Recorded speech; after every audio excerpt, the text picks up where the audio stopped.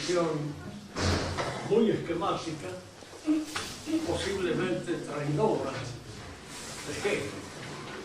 Digo traidora porque no creo que ningún hegeliano auténtico estuviera de acuerdo con lo que nosotros extraemos de su enseñanza. Voy a reiniciar nuevamente nuestra meditación, primero con algunas referencias al kantismo, para ver cómo a partir del kantismo surge el hegelianismo y cómo a partir de Hegel surge el marxismo, que es lo que constituye, a mi criterio, el último grito de lo que podríamos llamar la postmodernidad. Reventado el sistema de Marx, yo creo que la posmodernidad está viuda y huérfana al mismo tiempo porque carece completamente de aquel que le dio sentido. En Kant se plantea el problema del inmanentismo con toda su, diríamos, su fuerza. ¿Qué queremos decir con esto? Para Kant, conocer la realidad tal como ella es en sí no se puede. La realidad es algo que nosotros no conocemos, pero de alguna manera la realidad se nos presenta en nuestra subjetividad, de acuerdo con los fenómenos que logramos captar de esa realidad. Hay que recordar 3 o 4 puntos siempre en el pensamiento de Kant. Primero, que aquello que se capta es lo que aparece ante mí, eso que él llama fenómeno.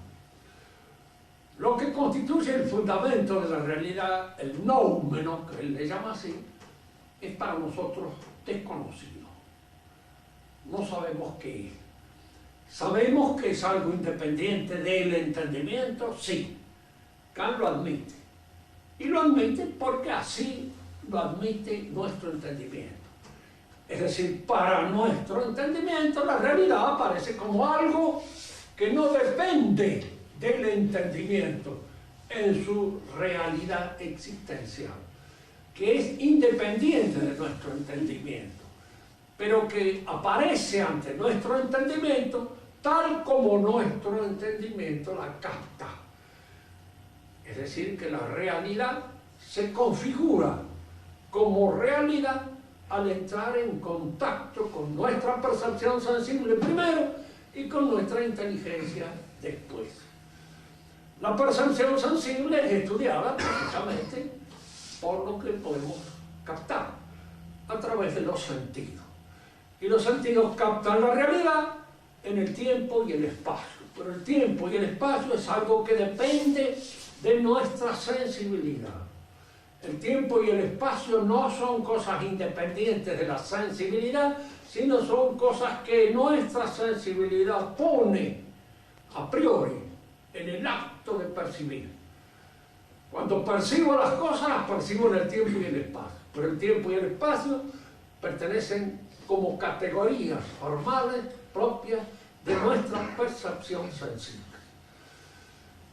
Luego, indudablemente, hay que estudiar cómo se presenta la realidad. Si yo digo un juicio, ustedes están acá, presentes, frente a mí, indudablemente eso es un juicio que afirma una realidad de un modo categórico, determinante. En los juicios es donde yo debo aprender la constitución de la realidad. Cómo se me aparece la realidad está expresada precisamente en los juicios. El análisis del juicio me permitirá conocer cuáles son las distintas formas en cómo la realidad se me aparece. Y acá aparece la primera aporía grave en el pensamiento de Kant. Porque la pregunta es esta: ¿qué es un juicio? Si el juicio es una proposición, palabras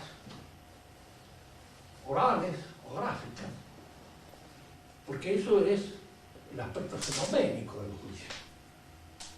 si hay algo detrás de la proposición del juicio, si hay algo detrás de las palabras que yo digo o escribo, eso es una cosa en sí, es un nómeno, no es un fenómeno. Lo que en mí aparece son las palabras. Esto Kant indudablemente no lo trató, no lo resolvió, no lo descubrió tampoco, como una aporía que surge de su sistema.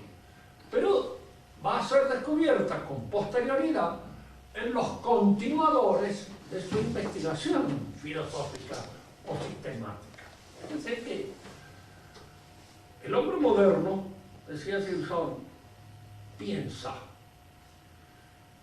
El hombre de la tradición clásica, filosófica, trata de conocer. ¿Por qué? Porque se parte de dos posiciones diferentes. Para el hombre clásico la realidad es algo que Dios, o el espíritu, pongámoslo en el caso de los griegos, el logos, propone a la inteligencia del hombre. Entonces hay siempre en la realidad una densidad óntica que nuestra inteligencia no penetra nada más que de una manera asintótica. Es decir, penetra, pero poco a poco siempre queda un fondo de realidad irrecuperable para la inteligencia. Nosotros lo hemos visto en 2 o 3 oportunidades que hemos tenido de hablar acerca de la abstracción. Cómo abstraer significa eliminar todos aquellos aspectos que la realidad nos ofrece y que son inasimilables por el espíritu, que el espíritu no puede asimilar. Pero el espíritu parte de la absoluta convicción de que hay aspectos de la realidad que él no puede asimilar. Y entonces hay un desfasaje entre la realidad y lo que yo pienso acerca de la realidad. Entre lo que es la inteligibilidad del ente óntico, independientemente de mi inteligencia, y lo que yo puedo entender. Lo que yo puedo entender, mi interpretación, pertenece al mundo de la lógica, y esta otra realidad pertenece al mundo óntico. Entre el mundo de la lógica y el mundo óntico hay una relación de dependencia. Lo lógico depende de lo óntico en su estructura, en su posibilidad de conocer, en cuanto también a la intencionalidad, siempre real, de lo lógico, pero no es igual lo óntico a lo lógico. Hay siempre un desfasaje, hay siempre una irrecuperación de lo óntico por lo lógico. Para decirlo en términos que todos entendamos, si lo lógico o mi interpretación de la realidad fuera exactamente la realidad estaría en mi entendimiento, como está en el entendimiento de Dios, pero no está así en mi entendimiento. El pensamiento clásico entonces puede conocer o penetrar en la estructura inteligible de las cosas que dependen en su esencia de la inteligencia divina que las sostiene, en su esencia concreta. Pueden penetrar hasta su esencia abstracta mediante un procedimiento de abstracción que consiste en ir eliminando todo aquello que es inasimilable por nuestro espíritu, para penetrar en lo que es asimilable. El mundo moderno piensa, es decir, empieza a confundir lo real con lo lógico. La confusión al principio no es muy clara. Y podríamos decir que no hay casi una confusión, pero sí hay una tendencia a que lo lógico sea una traducción acabada y completa de lo real. Es decir, que el ente real y el ente lógico no se distingan fundamentalmente. Esto en Kant aparece más o menos claramente. Nosotros podríamos apelar a los esquemas. Yo le digo, los esquemas son enemigos del pensamiento, fundamentalmente. Pero no hay más remedio que apelar a ellos por razones didácticas, porque de otro modo uno no logra penetrar. Algo más o menos será. Y cuando el esquema es conceptual más o menos, se salva de la absoluta tontería, pero cuando es gráfico, como el que vamos a hacer nosotros acá, ya es tonto, fundamentalmente porque no es eso lo que en realidad se quiere decir. Si nosotros pensamos en el pensamiento de Kant, diríamos que se resuelve todo en la inmanencia. Y fuera de la inmanencia hay una X, algo que no es conocido, pero que se presenta en nosotros. Indudablemente acá hay algo que nos satisface al espíritu sistemático. ¿Qué es eso desconocido, de lo cual no sabemos nada más que cómo se nos presenta en la interioridad y que pone en movimiento todo nuestro conocimiento? La mayor parte de los neoescolásticos que han tratado de conciliar el pensamiento realista tradicional con el pensamiento idealista moderno han creído que, aceptando esto como una realidad exterior a nuestro conocimiento, Kant abría una puertita que permitiría una salida hacia lo real. Gilson lo dijo muy gráficamente: sí existe esa puertita, pero es pintada. Dice, no abre sobre la realidad. ¿Por qué? Porque entonces resuelven esto.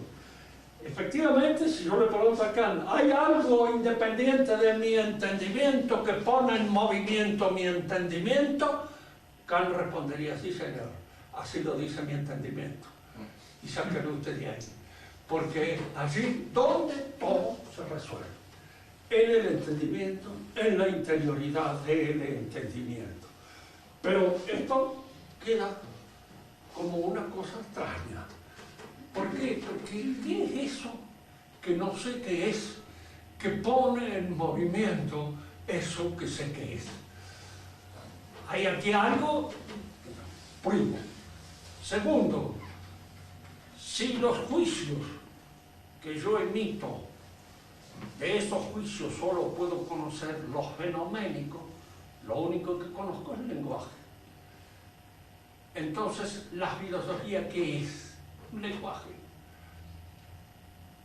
¿De dónde sale esta noción de que la filosofía es un lenguaje? ¿En qué ciencia está inspirada? En la matemática. ¿Por qué? Porque la matemática efectivamente es un lenguaje. Y sin el lenguaje matemático no se puede pensar matemáticamente. Si yo traslado esta manera de pensar al orden del pensar metafísico y filosófico, resulta que la metafísica y toda la filosofía, y en general todas las ciencias, son lenguaje. Y la filosofía desde ese momento tendrá como objeto el conocimiento del lenguaje. Habermas, Wittgenstein, Foucault y otros, algunos maricones y otros no, pero que algunos sí digo porque los hay. Y es un pensamiento a veces que tiene todas las características de la inversión conceptual, de trasladar al orden, diríamos así, de las apariencias conceptuales. Kant queda acá y quedan estas dificultades que Hegel va a tratar de solucionar. ¿Cuál es la solución de Hegel para eso? Es parte de Kant. Y por supuesto la filosofía para él es Kant. Como posteriormente para todo el pensamiento moderno la filosofía es Hegel.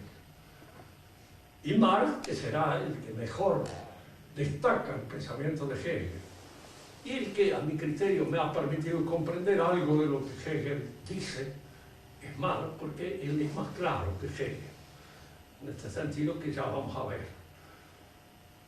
Para Marx la filosofía termina con Hegel, y ahí acaba la filosofía, sobre todo la filosofía del profesor.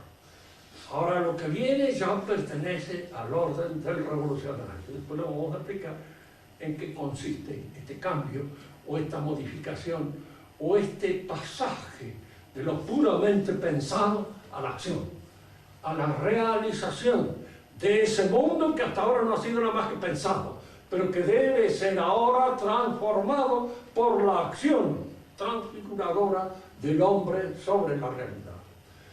Hegel trata de solucionar estos problemas admitiendo que el hombre se encuentra frente, vamos a emplear el lenguaje más bien marxista que el de Hegel, que es muy difícil de traducir a veces en el idioma castellano sin caer en barbarismo que hacen casi imposible el manejo de los conceptos. Hegel va a hablar de afirmación, negación, negación de la negación, cosas que en alemán parece que tienen sentido, pero en castellano empiezan a resultar un poco absurdos, y resultan demasiado, diríamos, complicadas. Marx puso las palabras tesis, antitesis y síntesis. El hombre es la tesis, es decir, es lo que se afirma. La realidad que aparece configurando una afirmación frente a aquello que lo niega, que es la antítesis o el mundo. El hombre se encuentra frente al mundo. Fíjense que el pensamiento de Hegel pretende en este sentido ser un pensamiento profundamente realista. Partamos de este hecho. Por primera vez en el universo se encuentra un hombre, junto con otros, que el hombre no es solitario, frente a la realidad del mundo.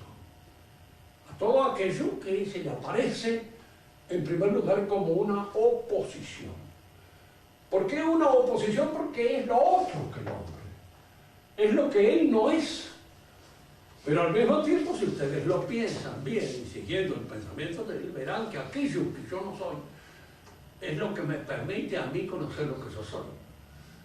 Porque yo soy, en alguna medida, por oposición a aquello que yo no soy. El mundo se me presenta como lo otro que yo. Y yo, en alguna medida, logro el conocimiento de mi propia realidad en esta relación contradictoria con el mundo. Estas son lo que podríamos llamar las dos primeras figuras de la dialéctica hegeliana.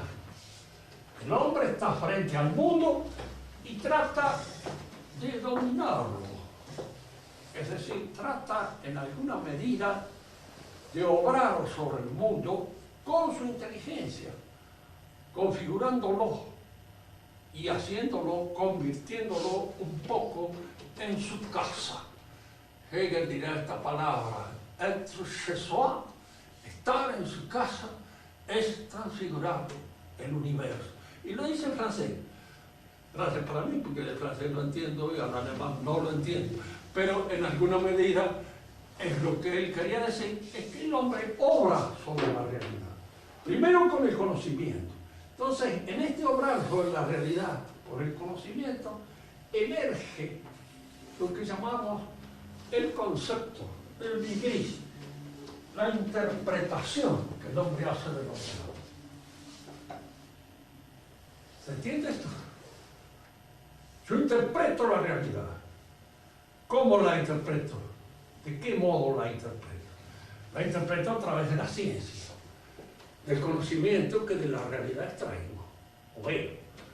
Entonces, fíjense en todo esto que va surgiendo, porque la realidad es lo otro que yo. El hombre es espíritu subjetivo. Y lo que surge del contacto de contradicción entre el hombre y la realidad es el espíritu objetivo. Y el espíritu objetivo es lo que se revela, lo que se manifiesta. La palabra revelarse aparece muchas veces, sobre todo en el Hegel juvenil, cuando todavía estaba bajo la influencia de los estudios teológicos que él hacía en la Universidad de Tübingen, donde él estudió. Es decir, ¿qué es lo que se revela? El espíritu. Eso es lo que se manifiesta. ¿Y en dónde el espíritu se revela? En la inteligencia del hombre. ¿Por qué surge de la zona? ¿Qué es esto? Una casa. Pero esto que está acá alrededor mío es una casa así. Esto es lo que me revela a mí que es.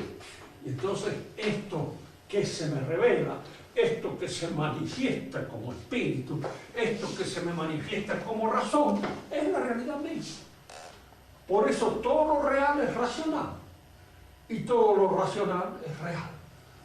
Es decir, La realidad entera se resuelve en la interpretación que el hombre hace de la realidad.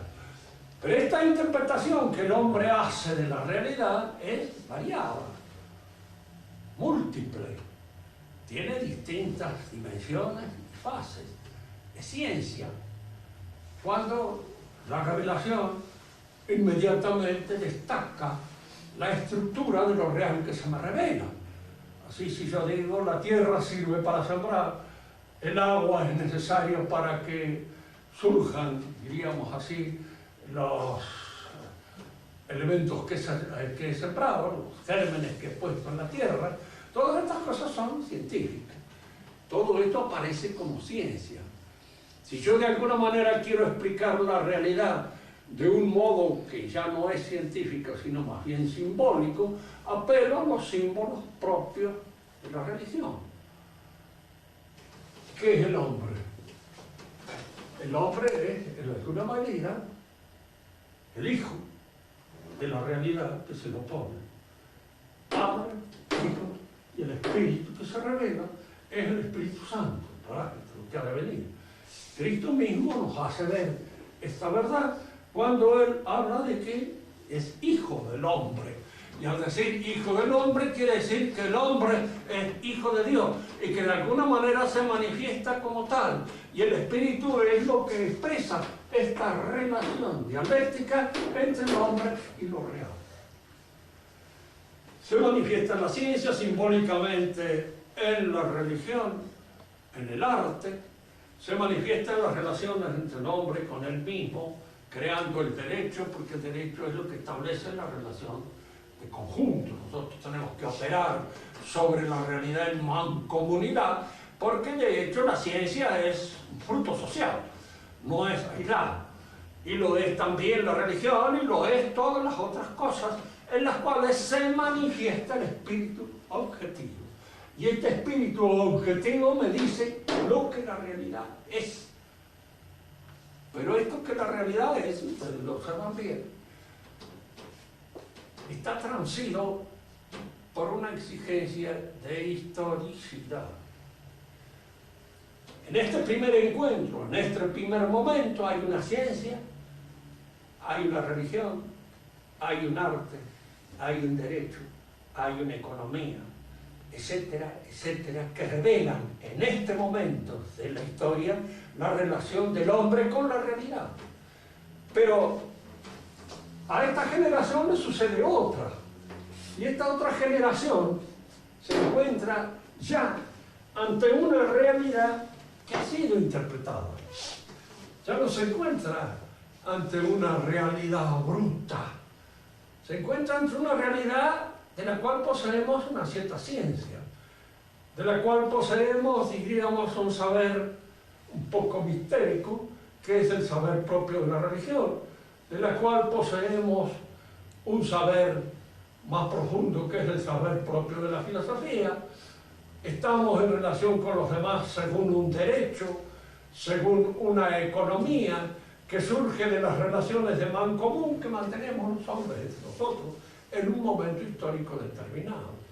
Pero en otro momento histórico yo tengo que partir ahora de una realidad que ha sido interpretada, ha sido vista, ha sido considerada científicamente, religiosamente, filosóficamente, económicamente, jurídicamente, por estas distintas actividades del espíritu. Y entonces yo tengo que obrar ahora de acuerdo con la hermenéutica. La idea de hermenéutica surge de aquí, es decir, tengo que interpretar lo real a través de la interpretación que de lo real le hicieron mis antepasados, los que obraron anterior a mí. Y entonces yo debo reinterpretar esa interpretación y dar de la realidad una nueva interpretación que surge ahora, diríamos así, como una manifestación nueva del espíritu. El espíritu se va manifestando. Si uno le pregunta a Hegel, ¿qué es el espíritu? Eso que se manifiesta, lo que se revela. Y si nosotros le preguntamos a Hegel, dígame Dios qué es, lo que se revela. No nos está diciendo una revelación permanentemente. Dios es lo que se manifiesta, el Espíritu Santo, lo que se revela. Y lo que se revela precisamente a través de todas esas actividades del Espíritu, que en alguna medida revelan mi posición con respecto a la realidad. Pero esta posición mía con respecto a la realidad cambia con el tiempo. Y entonces con el tiempo la revelación se va haciendo cada vez más clara, más fundamental, hasta alcanzar, diríamos, la claridad completa en el sistema de Hegel. Con el sistema de Hegel se cierra este proceso, porque en el sistema de Hegel es así, que uno puede pensar un poco con cierta malicia, pero Hegel creía realmente que él no era un individuo así de esos que insoportablemente se consideran el centro del universo. Él creía que de hecho no había más remedio que ser él el intérprete de esta situación especial por la que atravesaba el espíritu, por una serie de razones. En primer lugar, porque era un occidental, y el espíritu marcha de oriente a occidente. Se demuestra a través de todo el proceso de historia. Y en occidente mismo marcha desde la latinidad, con su conciencia desgraciada, que es la conciencia nuestra, de los católicos. ¿Por qué, diríamos nosotros, nuestra conciencia es desgraciada? Porque nosotros consideramos a Dios como existiendo independientemente de nosotros, considerándonos desde afuera, manejándonos desde afuera, y en alguna medida estando nosotros desdichadamente tendidos, lanzados, largados en las manos de ese Dios que nos manipula y que nos sostiene. Ese Dios que nos manipula y que nos sostiene aparece cobrando la idea ya de que se manifiesta en el espíritu del creyente gracias al movimiento de la Reforma Protestante. Porque en la Reforma Protestante el hombre toma conciencia de que él es el intérprete de la palabra divina, de que él es el que debe dar la interpretación cabal. Hasta que llegue el momento en que esta revelación personal que se da, diríamos así, en la conciencia del protestante, que ya no es conciencia desdichada, adquiere en la conciencia de un protestante, en este caso Hegel, la plenitud de su absoluta, diríamos, manifestación en este espíritu absoluto, en esta modalidad. Él es simplemente un hombre que se encuentra paradójicamente en un momento determinado de la historia y en una situación histórica determinada también, que le corresponde ser la expresión del espíritu. No puede ser la otra, tiene que ser él. Y por eso él mismo lo ve en la carta a Anita Marshall, cuando él se encuentra con Napoleón en las afueras de Jena, que ya les decía a ustedes esto en otra oportunidad. Él dice: he visto al espíritu del mundo a caballo entrando en las afueras de Jena. No añade, porque allá estaba el otro, el espíritu, el que conocía, que era él. Napoleón era el que obraba, Napoleón era el que actuaba, y él era el que conocía. Por el momento, estas dos cosas, el que actúa y el que conoce, están separados. Marx va a tratar de juntarlos. ¿De qué manera? Porque Marx es en filosofía hegeliana. No ha inventado absolutamente nada. En materia de filosofía, él depende fundamentalmente de Hegel. Y si hay alguna filosofía en Marx, puede ser un poco los elementos lógicos que él utiliza para dar alguna coherencia a su sistema.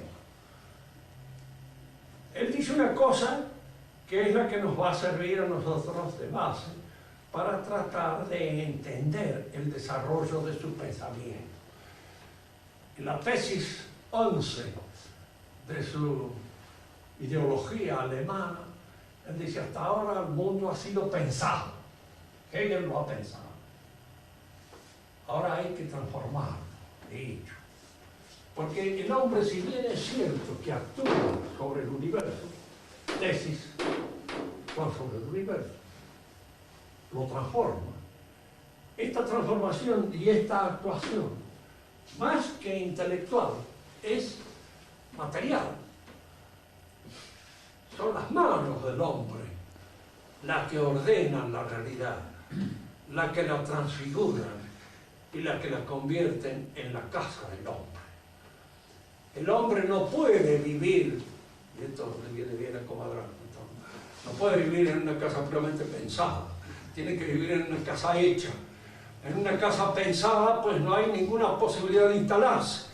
No hay nada más que la posibilidad de pensar y de soñar dónde voy a poner las cosas, pero no la posibilidad de instalarse. Entonces, lo que él hace es, lo que él dice muy bien, ponerle pie al sistema de Hegel, asentarlo sobre la realidad y hacer como lo que distingue al hombre de todos los demás animales es su capacidad de obrar, de transformar la realidad. Es su aptitud para ser un trabajador. El hombre es fundamentalmente un ser económico. Y entonces es en esta transformación que él va a realizar sobre lo real, donde él va a dar la medida de sí mismo. El hombre efectivamente obra sobre la realidad. Esto es cierto. Esta contradicción dialéctica se da entre el hombre y la realidad. Pero ahora lo que hay que acentuar es el valor no tanto del pensamiento, que me permite obtener un sistema puramente lógico, aunque sea muy coherente, de la relación del hombre con el universo, sino hay que acentuar el aspecto manual, su acción efectiva, real, transformadora sobre la realidad, y que al mismo tiempo que transforma la realidad, transforma al hombre. Si uno me dirá cómo eso se produce en uno, ya van a ver que está bien pensado en este sentido. Supongamos, por ejemplo, que el hombre sea un pastor que vive criando ganado, en la realidad. Se apea del caballo, siembra, ara, produce, crea una chacra, un lugar donde de alguna manera saca el producto de su alimentación y se convierte en otro hombre. Ya no es un pastor, ahora es un agricultor.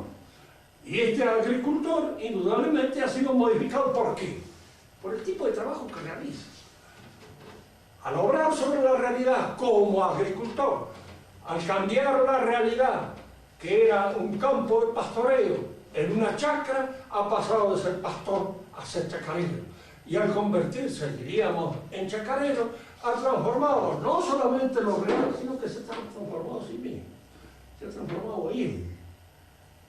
Y esta transformación se va produciendo a través de todos los pases de la historia, hasta alcanzar, diríamos así, su logro efectivo, su cambio total de esencia y de existencia, cuando el trabajo común realizado por toda la colectividad sobre la realidad haga que el hombre pase a ser de un hombre individual un hombre colectivo, un hombre común, un hombre que ya no tiene mío ni tuyo, sino que es en alguna medida impersonal, es el grupo, es la masa, es la manifestación de lo colectivo. Fíjense qué curioso ver esto, ¿no?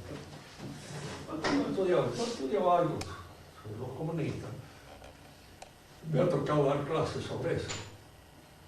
Incluso uno de mis alumnos, que se llamaba Roberto Vélez, que era jefe del Partido Comunista en esa época, siempre conversaba conmigo porque él era un creyente, ¿no? Pero no conocía muy bien a veces el pensamiento del comunismo. Y yo muchas veces lo obligaba, por ironía, a ser más coherente con él mismo. Que le digo yo, ¿cómo solucionan ustedes el problema de la relación del hombre y la mujer en un sistema comunista? Entonces ellos caen un poco en el romanticismo engeliano. Engel era un romántico, muchas cosas. Habla del amor libre. Eso del amor libre. Mire, el amor libre, yo elijo lo que me guste. Y a la vez me elige a mí, bueno, muy bien. Digo, usted está cayendo en un individualismo porque es asqueroso. Porque eso es burguesía pura. Un buen sistema comunista debe ser la comunidad la que le dé a uno la boleta determinada de tocar esto. Acá. Digo, en cuanto hay una selección personal, hay individualismo. Y si hay individualismo, hay burguesía. Y nosotros estamos cayendo en una contradicción. Se reía. Que dice, sí, tiene razón. Digo, no. Digo, claro. Digo, es lógico. Si el hombre es colectivo, todo tiene que ser colectivo. Resulta que ahora vienen ustedes a descubrir el amor individual, el amor con H y con mayúscula. Yo digo eso es romántico. Y lo romántico es puramente de la época burguesa, de nuestra civilización, donde ustedes caen ahora de una manera de rigor completamente absurda. No tiene sentido. Cuando ya no hay más propiedad privada y la propiedad es común, el pensamiento es común, la manera de obrar es común, y yo no soy nada más que una especie, diríamos así, de burbuja en el movimiento colectivo que obra sobre la realidad. He desaparecido el común, cosa que indudablemente no le sucedió a Marx, y Marx hubiera estado muy tranquilo si hubiera sucedido algo más o menos por el estilo, porque él era un burgués de su época, nada más, y no pensaba sino como burgués individualista. De manera que esta forma de pensar así, colectiva, es una forma que nosotros no hemos visto jamás realizada. Hay una tendencia a través de todo el movimiento intelectual de la época a uniformar el pensamiento. Nosotros nos encontramos siempre ante esta posibilidad de que se nos imponga el pensamiento imbécil. Esta uniformación del pensamiento viene a través de la televisión, de los medios de comunicación, donde hacen que la mayor parte de la gente ya deje de pensar como individuo y obedezcan a las solicitudes de la publicidad y piensen más bien como un elemento manejado por esa publicidad. Pero esto todavía no se ha logrado con esa perfección con que sueña el comunismo, en donde él efectivamente ve la transformación del individuo en un ser colectivo. Eso todavía no se ha logrado. Y cuando se logre se va a terminar la publicidad también, pues no va a haber necesidad de todo esto. Y no va a haber necesidad, diríamos así, de estar manteniendo constantemente o batiendo la clara con el objeto de que todos nosotros pensemos de conformidad con ciertos eslogans que se nos imponen desde arriba. Pero esta es la forma del pensamiento que viene en esa época y que se impone como Hegel. Ahora, la parte de hermenéutica es lo que ha entrado incluso a veces en la Iglesia, con todas estas complicaciones que supone el modernismo. Yo siempre decía a ustedes, hay una cosa en el modernismo que es tranquilizadora. Lo entienden muy poco. Y lo entienden nada más que los intelectuales, a la gente no le llega. Le llegan ciertas cosas así más transitables, más fáciles. Le llega un cierto escepticismo, le llega una cierta, diríamos, irresponsabilidad, pero el modernismo como tal no, porque es propio de los intelectuales. Y a los que no son intelectuales es muy difícil hacerles entender bien todas estas cosas y estos tiros de rebote con que el modernista trabaja y usa.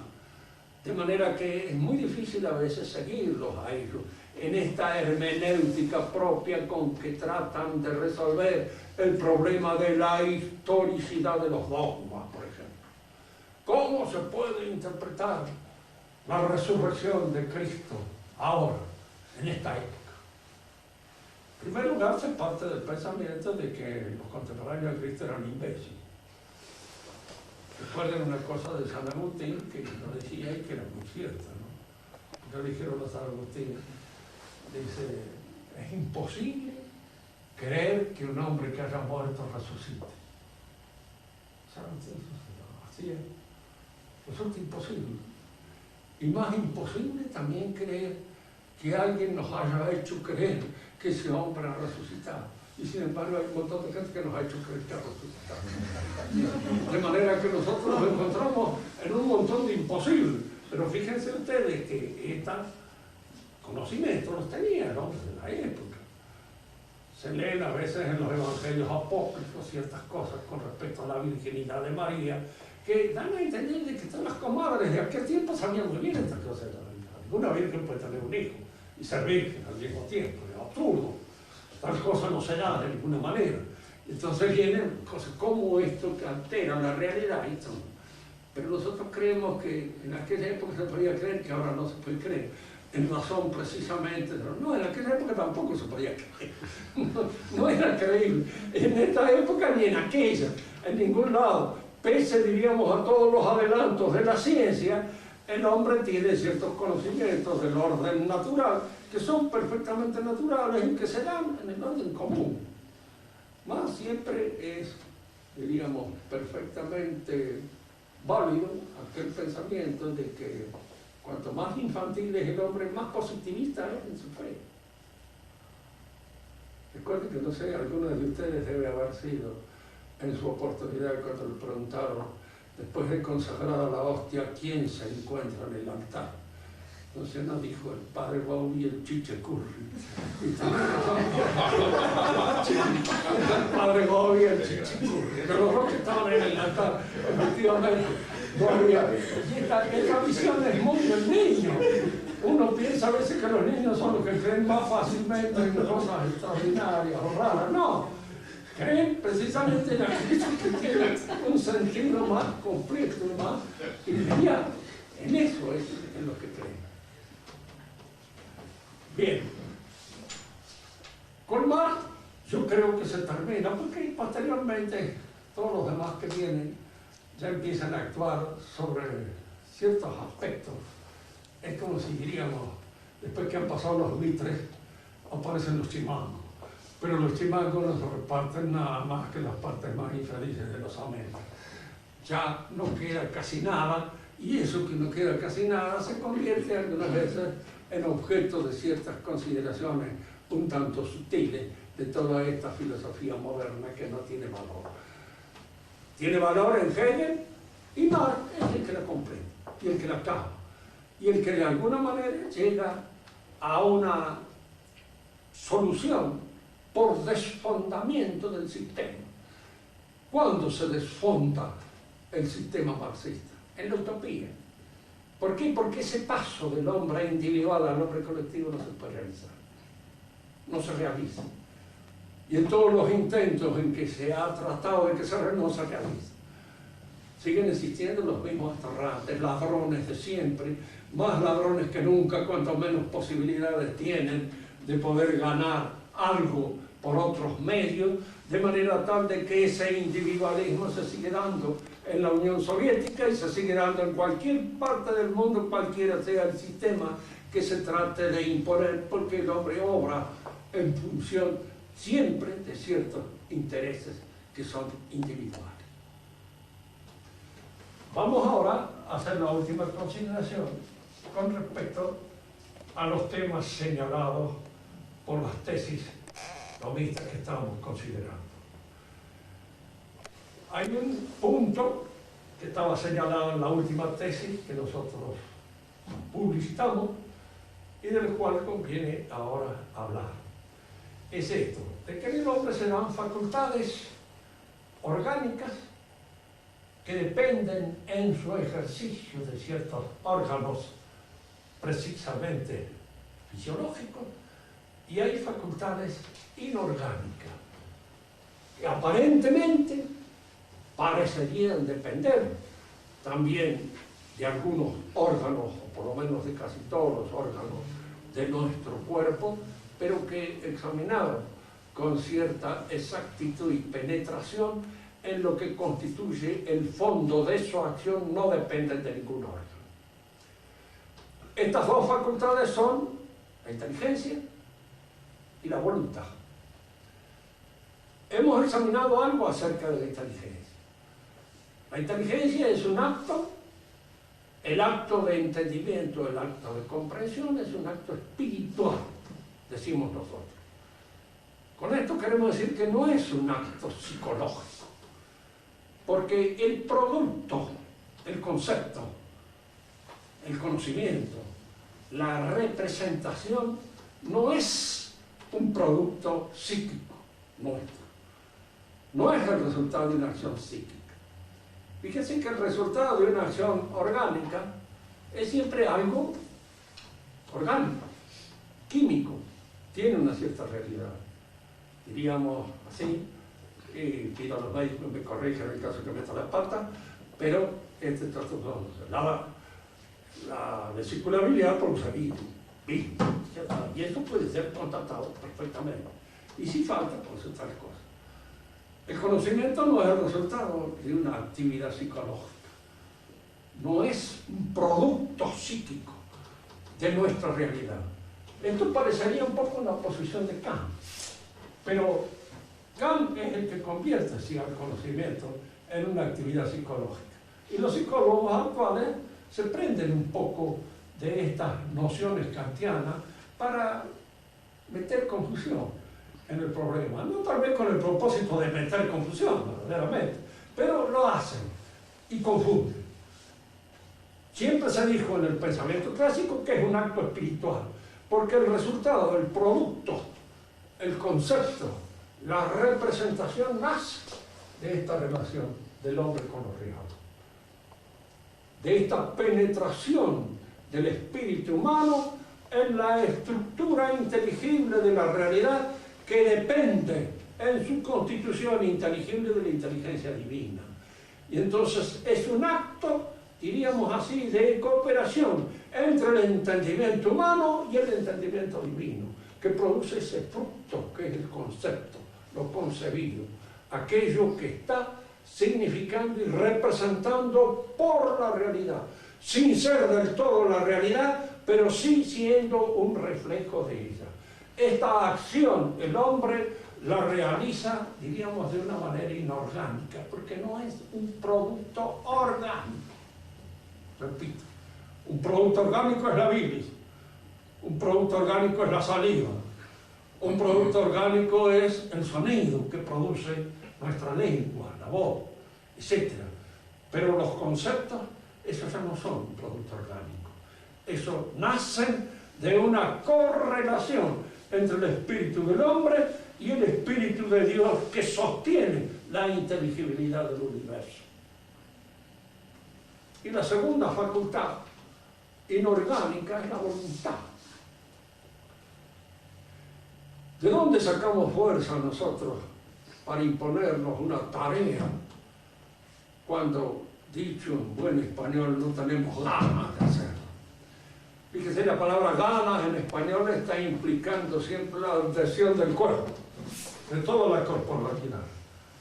Tengo ganas de comer, tengo ganas de salir a pasear, tengo ganas de correr, tengo ganas de hacer algo. A veces también eso sucede. Ya lo decía el andaluz, dice, hay años que uno no tiene ganas de hacer nada, pero hay años que uno no tiene ganas de hacer nada, pero hay otros años en que sí, en que tiene ganas. Y la palabra ganas, de alguna manera, está en relación con esto, pero cuando yo no tengo ganas y me impongo contra las ganas, ¿de dónde saco la fuerza que se opone a las ganas? ¿De dónde saco la fuerza que se opone a la lentitud de los miembros, que se opone al peso del sueño, que se opone de alguna manera a las flaquezas del hambre o a todas las flaquezas del apetito? ¿De dónde la saco esa fuerza? ¿Qué clase de fuerza es esa? ¿De qué organismo surge? ¿De qué órgano nuestro aparece ese impulso?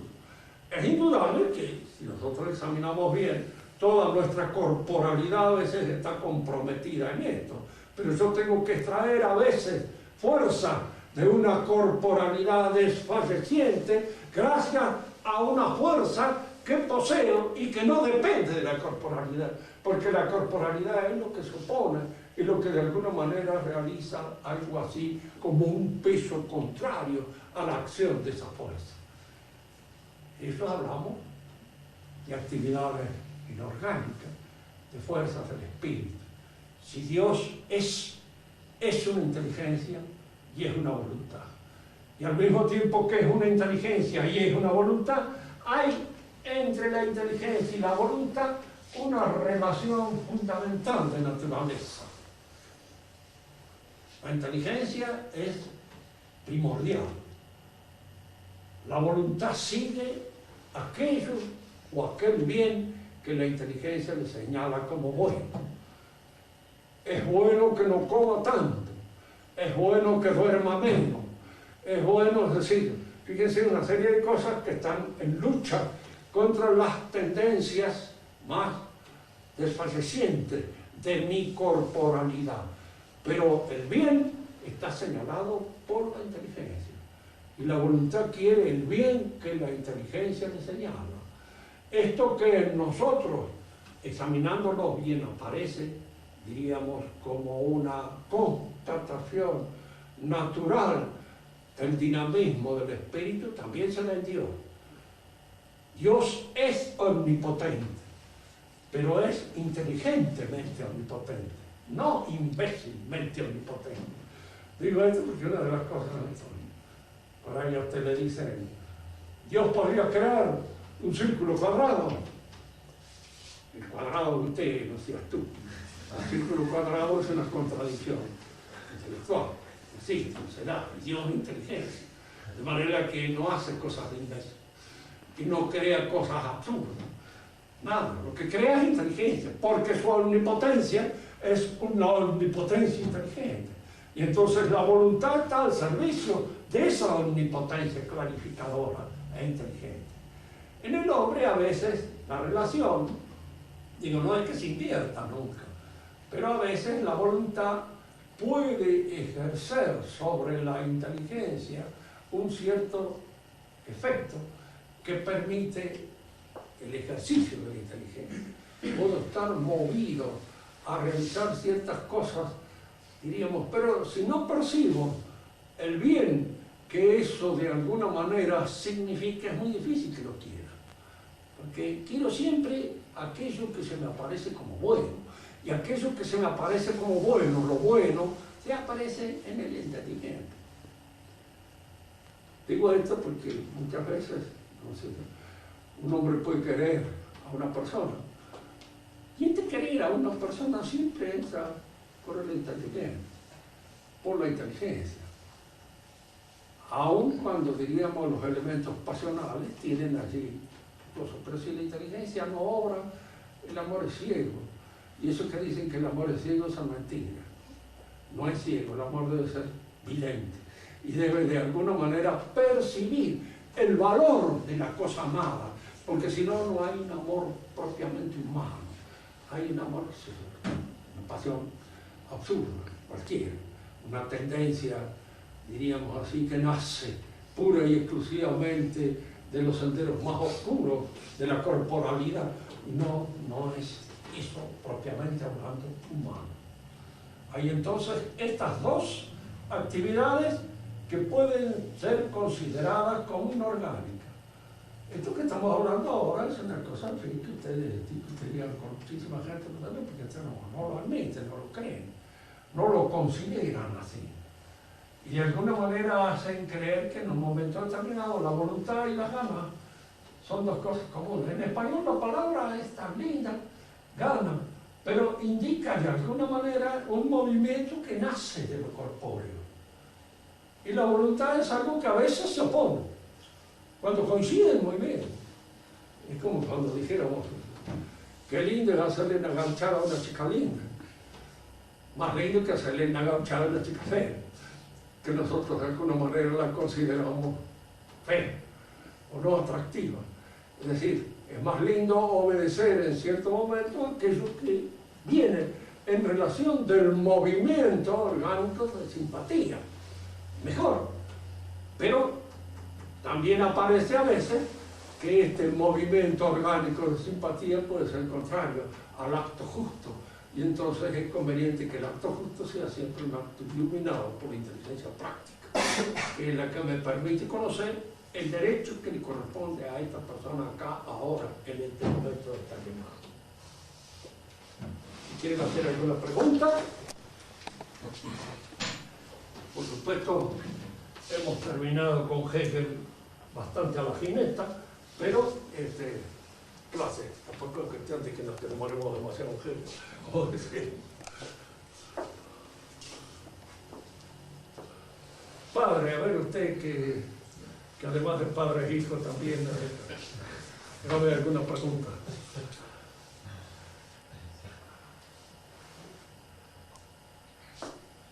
Santo Tomás, una pregunta. Santo Tomás usa la palabra ontología en su tesis, usa el término ontológico. Ontología. La palabra viene a ser una interpretación del ente. Logo, lógica, logo, interpretación, ontos, ente. Entonces, lo ontológico es el conocimiento que tengo yo del ente. Conocimiento que tengo yo del ente. Lo óntico es lo propio del ente. Y lo ontológico es lo propio del conocimiento que tengo del ente. Ya. Santo Tomás usa la palabra ontología, la usa él. ¿Quién? Santo Tomás. Sí, sí, sí. Sí, ¿no?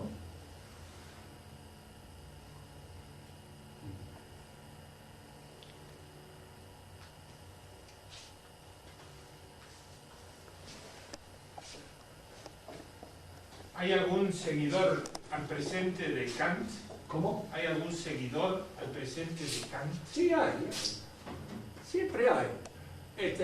Son seguidores que ya no son así, diríamos, completos, cabales, en el sentido de decir, se repite todo lo de Kant, porque hay mucho de Kant que ya ha pasado, diríamos así, por la discusión, y han sido eliminados ciertos aspectos de su sistema.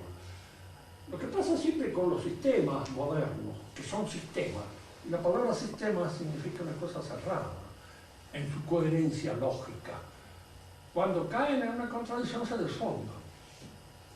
Y entonces vienen los seguidores del sistema que sacan a la luz las contradicciones que existen en el sistema. Y entonces lo desfondan, lo deshacen. Y unos aparecen de una manera o de otra. Por ejemplo, el existencialismo mismo es una constitución del kantismo. El existencialismo. Hay una diferencia, ¿no es cierto? Hay métodos, diríamos así, es como si dijéramos, hay una manera de conocer que es típicamente conceptual,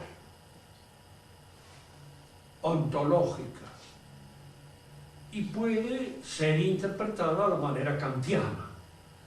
Por ejemplo, todos nosotros sabemos que cada uno de nosotros es único, ¿verdad?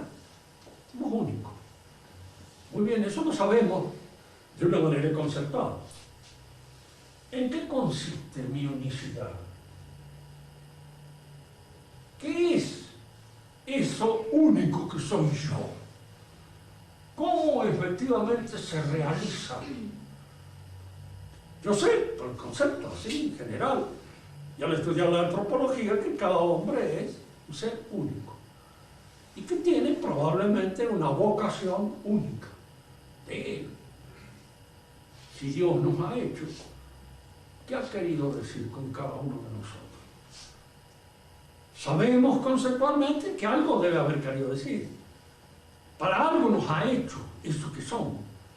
Pero ¿qué es lo que ha querido decir? Lo sé yo de una manera existencial. Acá aparece. Lo comprendo totalmente. Indudablemente el existencialismo, que nace con Kierkegaard, que es un pensador religioso, fundamentalmente, protestante. El padre Castellani tiene un trabajo muy lindo sobre Kierkegaard, que yo se lo recomiendo leerlo porque está muy bien hecho y muy claro como escribe Castellani. No hay cosas raras. El existencialismo trata de ser precisamente una hermenéutica de ese conocimiento existencial, que uno no puede nunca. Yo creo que nosotros no podemos llegar a saber qué es lo que Dios quiso decir con nosotros, por lo menos en estatus itinerante, mientras estamos acá, en este mundo. En el otro, tal vez, alguna vez lo descubrimos. Pero momentáneamente, yo a pesar de que ya llevo 82 años frecuentándome con cierta simpatía y asiduidad, a pesar de eso no he logrado saber muy bien qué es lo que Dios ha querido decir conmigo. Por momentos determinados llego a ciertas confusiones. Por otro, por ahí, no, bueno, tal vez esto esté un poco en la línea de lo que Dios quiere, pero esto otro que hago no. Y hay cosas que individualmente son contrarias, probablemente, a la voluntad que Dios ha puesto. Pero ¿cómo descubrimos eso? Podemos nosotros, mediante una hermenéutica especial, penetrar en la hondura de nuestra existencia. A fin de cuentas, esto es lo que se realiza en la vida religiosa. De alguna manera, cuando uno examina su conciencia, cuando uno se estudia, cuando uno, diríamos así, depura un poco sus pensamientos, todo. Siempre se ha hecho. De manera que el existencialismo tenía que surgir precisamente de una conciencia religiosa, como la de Kierkegaard. Pero con el existencialismo, fijamos nosotros estas cosas, porque acá viene cuando viene la hermenéutica existencial. Bullmann nos dirá a nosotros, que es uno de los nuevos intérpretes de la teología protestante moderna, de que desde un punto de vista puramente científico e histórico, Cristo no ha resucitado. Pero para el creyente sí ha resucitado. ¿Por qué? Porque para el creyente existencialmente acepta la resurrección de Cristo. Entonces, aunque históricamente esto sea una cosa demostrada de que no hay, para el creyente sí es. Ahora, indudablemente, si usted lo convence a un creyente de que la resurrección de Cristo es tal y existe porque él cree que existe, terminó la fe, que en el momento determinado en que cree que Cristo ha resucitado porque él cree que ha resucitado, es absurdo. A veces ven ciertos como elementos o tendencias como buenas, positivas en esta cuestión un poco así de, digamos, más nueva, de hermenéutica existencialista, o como ciertas reacciones que serían positivas, que podrían... Yo creo que sí.